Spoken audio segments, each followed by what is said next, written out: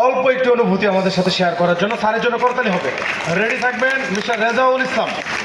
আমরা সংক্ষিপ্তভাবে শেষ করবো। আকর্ষণীয় মুহূর্তটা আমরা স্যারদেরকে দিয়ে শেষ করবো ইনশাল্লাহ। স্যারদের অনেক ব্যস্ততা, আমরা দুঃখিত স্যার, প্লিজ দ্রুত শেষ করবো। আসসালামু আলাইকুম। আসলে অনুভূতিটা তো সংক্ষেপে হয় না, আর সবসময় এই অনুভূতির টাইমটা আসলেই শর্ট টাইম থাকে। দীর্ঘ 4-5 বছরের একটা এক্সপিরিয়েন্স এবং কষ্টে অর্জিত আজকের এই অ্যাচিভমেন্ট, এটাকে এত সহজে প্রকাশ করা যায় বলেন?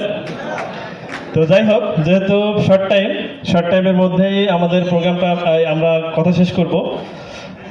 ধন্যবাদ জানাই আজকের প্রোগ্রামের বিশেষ অতিথি, প্রধান অতিথি সহ আজকের যত সিনিয়র পার্সন আজকে প্রোগ্রামে উপস্থিত আছেন, আমার বিজনেস পার্টনার সহ আমাদের সিনিয়র ব্রাঞ্চ ম্যানেজার, আমাদের অন্যান্য অতিথিবৃন্দ, সকলের প্রতি রইল আমার ভক্তিপূর্ণ সালাম। আসসালামু আলাইকুম। আসলে সফলতার কথা বলতে গেলে অনেক লম্বা হয়ে যাবে, আর আসলে আজকের প্রোগ্রামে এই শেষ পর্যন্ত এতগুলো লোক থাকার কথা ছিল না, আছে শুধুমাত্র র্যাফেল ড্রর, কারণ এটাও আমরা বুঝতেছি। তো তো তার মানে আমার কথা শেষ না হইলে আপনারা উঠবেনও না, এটাও আমরা বিশ্বাস করি। কিন্তু যেহেতু আমাদের এখানে হলরুম হচ্ছে সরকারি হলরুম, এখানে একটা টাইম বাইন্ডিং আছে, অবশ্যই আমাদেরকে শেষ করতে হবে।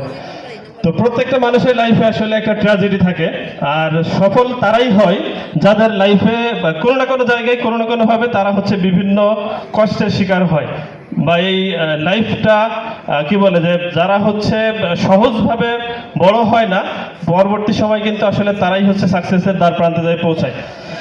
তো ওরকমই কোনো একটা সময় আসলে আমার ক্যারিয়ার লাইফ পড়াশোনা শেষ করে যখন আমি ক্যারিয়ার লাইফে পদার্পণ করি, শুরু টাইমেই হচ্ছে আমি এমন একটা সেক্টরে কাজটা শুরু করি, একটা মার্কেটিং সেক্টরে।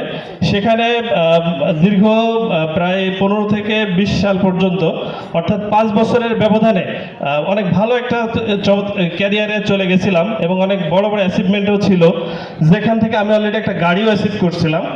কিন্তু লাস্ট পর্যায়ে এমন একটা ঘটনা ঘটে, যেখান থেকে আসলে করোনার মুহূর্তে কোম্পানির একটা খারাপ সময় আসার কারণে ওই সময় আমার যে সিনিয়র যিনি ছিলেন তার মাধ্যমে আসলে গাড়িটা আমি মানে সেই হচ্ছে এটা দখল করে নিয়ে নেয়। কারণ কোম্পানি যখন গাড়িটা দেয়, গাড়িটা দেওয়ার পরে ওইটা আসলে কোম্পানি তো সরাসরি আমাদের নামে করে দেয় নাই, একটা রিওয়ার্ড হিসাবে আমরা পেয়েছিলাম। তো পরবর্তী সময়ে দেখা যায় যে যখন কোম্পানি একটু খারাপ সিচুয়েশন আসছে, ওই সময় কি হয়েছে, ওই স্যারই হচ্ছে গাড়িটা নিয়ে চলে গেছে। আমি ওই গাড়িটার কোনো মানে কি বলবো যে মানে পুরাটাই হচ্ছে স্যার এটা নিয়ে চলে গেছে, আমার সেখানে কোনো ধরনের কিছু করার সুযোগ ছিল না। তো 22 সাল যখন 15 সাল থেকে 20 সাল পর্যন্ত অনেক একটা পর্যায়ে হিরোর একটা পজিশনে ছিলাম, অর্থাৎ যে সময় অল্প বয়সেই অনেক টাকার মালিক হয়ে গেছিলাম, এবং কোনোদিন যে আসলে খারাপ সময় আসবে এটা কোনোদিন কল্পনাও করি নাই। কিন্তু যখন করোনার মুহূর্ত আসে 2020 সাল থেকে 22 সাল, এই 2টা বছর হচ্ছে আমার উত্তরপাড়া হচ্ছে আমার বাসা, ওখানে আমার একটা অফিস ছিল প্রায় 3500 স্কোয়ার ফিটের, আমি নিজেই হচ্ছে অফিসটা মেনটেন করতাম। আমাদের অনারেবল লিডার ইফতি আহমেদ ইফতি, উনি হচ্ছে আমার ওই অফিসে আমার পার্টনার হিসেবে ছিলেন। তো একটা পর্যায়ে 22 সালে সেখানে হচ্ছে ওই করোনার মুহূর্তে প্রায় 70,000 টাকা ভাড়া দিয়ে অফিস মেনটেন করতে করতে এমন একটা সিচুয়েশন এসে দাঁড়ায়, যখন দেখা যায় প্রায় 10 থেকে 12 লাখ টাকা আমি নিজেই হচ্ছে ঋণে জর্জরিত হয়ে যায়। কারণ ব্যবসার অবস্থা খারাপ ছিল, কিন্তু হচ্ছে প্রতি মাসে অফিসের ভাড়া মেনটেন করতে হতো।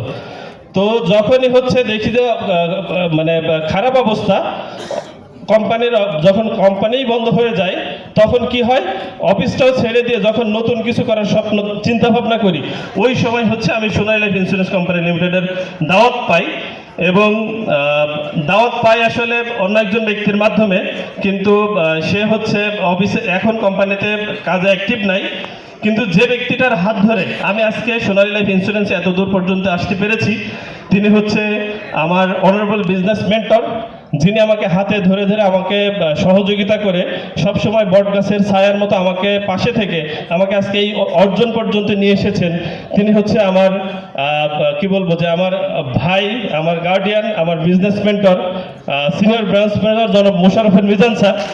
তো মোশাররফ হোসেন মিজান স্যারকে আমি আমার হার্ট থেকে, আমার অন্তর থেকে আমি সর্বোচ্চ লেভেলের কৃতজ্ঞতা প্রকাশ করছি স্যারের প্রতি। যদি সুযোগ থাকতো, জি স্যার, ধন্যবাদ স্যার। যদি সুযোগ আসলে সময় থাকলে স্যারকে আমি স্টেজে ডাকতাম, স্যারের কদম উঁচু করতাম, কারণ স্যারের সহযোগিতায় আজকে আমি এরকম একটা পর্যায়ে আসতে পেরেছি। এটা আসলে কোনো যেন তেন ব্যাপার না। সোনালী লাইফ ইন্স্যুরেন্স কোম্পানি লিমিটেডের ব্রাঞ্চ ম্যানেজার মানে হচ্ছে একটা লাক্সারিয়াস ক্যারিয়ার। ইনশাল্লাহ ইনশাল্লাহ এই পদবি যেহেতু অর্জন করেছি, ঘটনা একটা ঘটবে। তো আরো বেশি কৃতজ্ঞতা জানাতে চাই যারা হচ্ছে আমার বিজনেস পার্টনার, আমার প্রাণপ্রিয় লিডার্স বৃন্দ, যাদের ফিল্ড লেভেলের পরিশ্রম, চেষ্টা এবং সততার মাধ্যমে আমার এই অর্জন। এবং একই সাথে আমি আরো বেশি কৃতজ্ঞতা জানাই যাদের ওই সকল গ্রাহকদেরকে যারা হচ্ছে দুই একটা পলিসি গ্রহণের মাধ্যমে আজকে একটু একটু করে হচ্ছে হাঁটিয়ে পা করে আমি এই জায়গাটাতে এসে উপস্থিত হতে পেরেছি। তো যেটা বলতেছিলাম, আসলে ব্যবসা এখনো শুরু করি নাই, ব্যবসা মাত্র শুরু করার জন্য একটা প্রিপারেশন নিচ্ছি। আমাদের কোম্পানিতে একজন অনারেবল লিডার, একজন সিনিয়র স্যার আছেন, যিনি হচ্ছে কুদ্দুস মজুমদার স্যার। উনি 64 বছর বয়সে সোনালী লাইফ ইন্স্যুরেন্সে কাজটা স্টার্ট করে এখন উনি 2 বছর বা 3 বছরের ব্যবধানে প্রতি মাসে 10 লক্ষ টাকা বা অ্যাভব ইনকাম করতেছে। তার মানে ওই ব্যক্তিরা যদি 64 বছর বয়সে এসে নতুন করে সোনালী লাইফ ইন্স্যুরেন্সে ক্যারিয়ার করার স্বপ্ন দেখতে পারে, আমার বয়স মাত্র হচ্ছে 33 বছর, তার মানে ওনার এখনো অর্ধেক টাইম। তাহলে উনি যদি 64 বছর বয়সে সোনালী দেশে ক্যারিয়ার করতে পারে, তাহলে আমাদের তো এখনো বৃহৎ টাইম আমাদের সামনে এখনো ফলানো। তো এই জন্য ইনশাল্লাহ, যেহেতু সোনালী লাইফ ইন্স্যুরেন্সে আমি এইভাবে বিশ্বাস করি, আমি সহ আমার টিম এমন একটা বিজনেস করব, যেমন হচ্ছে এখন আমাদের কোম্পানিতে কোম্পানি চিনেই হচ্ছে আমাদের এজিএম স্যার, ডিজিএম স্যার বা আল মামুন স্যার, স্যারদের মাধ্যমে হচ্ছে এখন কোম্পানি চিনে, মানে সোনালী হচ্ছে এখন পরিচিত হয় এই স্যারদের চেষ্টা এবং তাদের কারণে, তাদের সেলস পারফরমেন্সের ভিত্তিতে। আমি বিশ্বাস করি স্যাররা তো আর সবসময় ইয়ং থাকবে না, তাদের ব্যবসা দেখা যায় একটা সময় স্যাররা হচ্ছে বৃদ্ধ হবে, তাদের জায়গা আমাদেরই দখল করতে হবে। তো ইনশাল্লাহ আমি বিশ্বাস করি আমি সহ আমার টিম আগামীতে এই স্যারদের এই মানে সুনাম বা এই অর্জন ইনশাল্লাহ আমরা অব্যাহত রাখবো। আগামীতে সোনালী লাইফ ইন্স্যুরেন্স হচ্ছে আমার মাধ্যমে, আমার টিমের মাধ্যমে, সেই প্রত্যাশা রইল। সকলে আমার জন্য দোয়া করবেন, সকলে ভালো থাকেন, সুস্থ থাকেন, ইনশাআল্লাহ আবারও দেখা হবে সফলতার মঞ্চে। আসসালামু আলাইকুম। ঠিক আছে, ওকে, এই মুহূর্তে আমরা